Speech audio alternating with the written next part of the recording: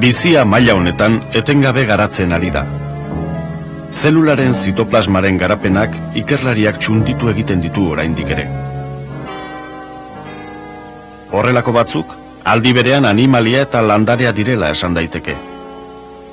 Euglena berdeak animali itxurako mugimenduak egiten ditu, baina landareen antzera fotosintesia burutzen du.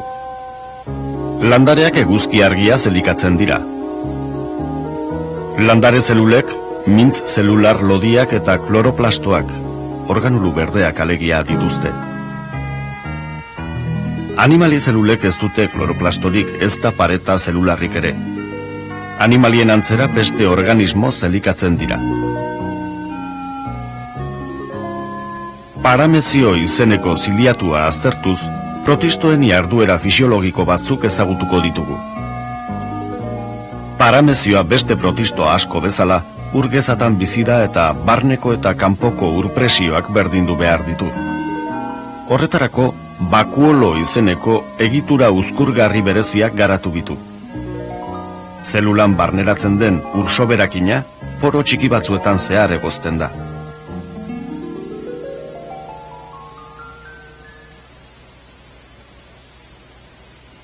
Paramezioaren elikatze ohiturak ezagutzeko, karmin koloreko partikula batzu ematen dizkiogu.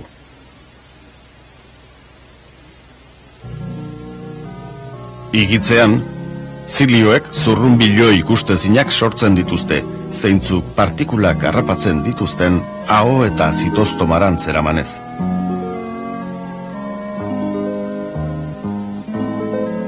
Partikulak, bakterioak izango bailiren, gorputzaren erdialdean metatzen dira, eta elikatze bakuoloetako entzima azidoek liserituko dituzte bertan.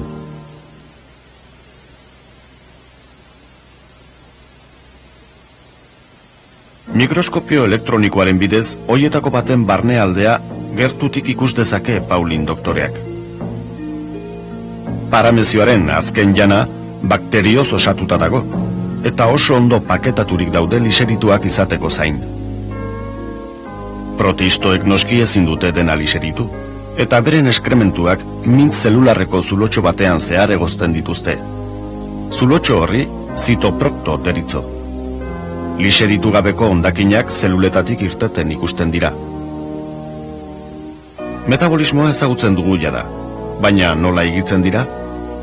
Aurrerantz eta atzerantz.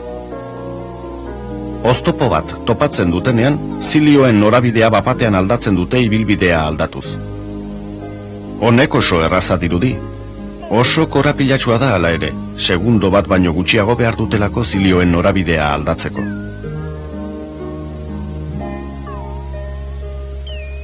Harrigarria bada ere, protistoek guk egiten ditugun funtzio metaboliko berberak dituzte.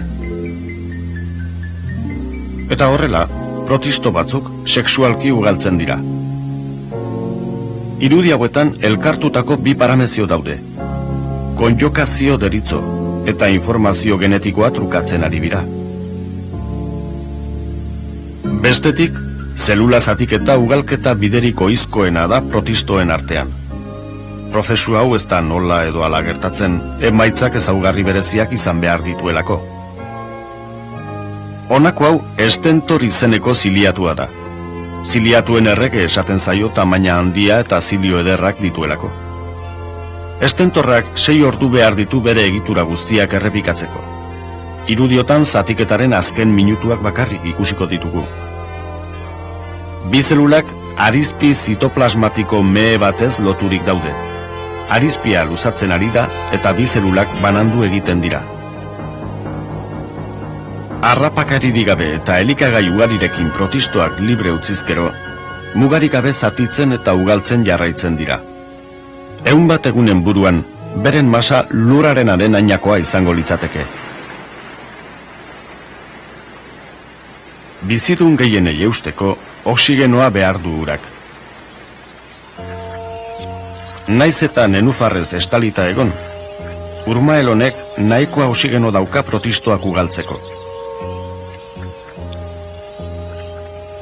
Uren gainazal garbian, Volvox izeneko ziliatu koloniala etengabe ari da bueltak ematen. Fotosintesia egiten duten kloroplastoak dauzka. Esfera bakoitza zelulaz osatutako kolonia da. Batzuk vegetatiboak dira eta ugalketarako besteak. Kolonia hauek izaki zelula anitzenganako lehen urratsa dira. Barruko forma ilunak garatzen ari biren kolonia gazte berriak dira. Urmaeletan edo poluitutako uretan oxigeno kontzentrazioa oso txikia izan daiteke. Giro horretan bakterioek triskantza handia egiten dute protistoen artean, eta baita beste landare eta animalien artean ere. Hemen paramezioa bakterioen biktima da. Hots, eizatutako eiztari bihurtu da. Oxigeno hornidura txikia denean, metabolismoa mantsoagotu egiten da. Bakuolo uzkurgarriak ez du gehiago ponpatzen. Barneorekari ezin dion ez eutsi, puztu egiten da eta forma galtzen du. Azkenik, paramezioaren mintz zelularra lehertu egiten da barrukoa uretan sakabanatzen delarik.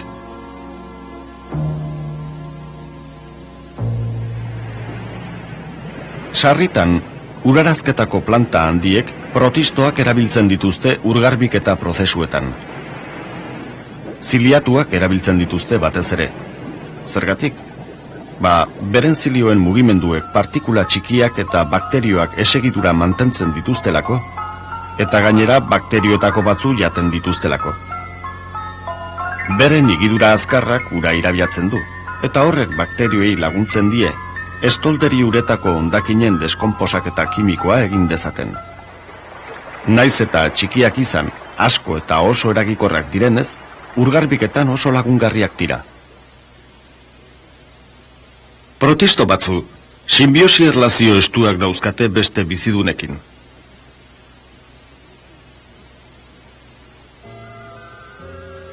Igelaren estelodian, opalina flagelatua bizi da. Zapaburuan ere bizi da. Beste bizitokirik ez du eta igelari ez dio kalterik egiten. Bere lana, esteetako partikulak mugitzen mantentzea izan liteke akaso.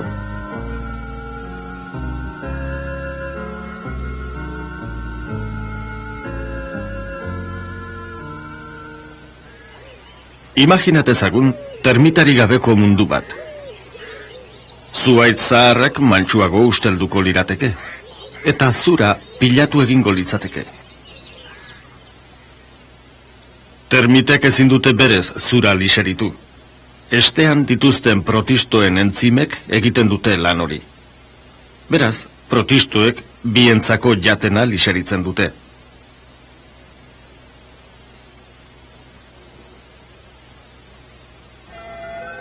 Termiten esteko biztanleak ikusteko mikroskopioa erabili behar dugu. Organismoek flagelo luzeak dauzkate estean dagoena bultzatzeko.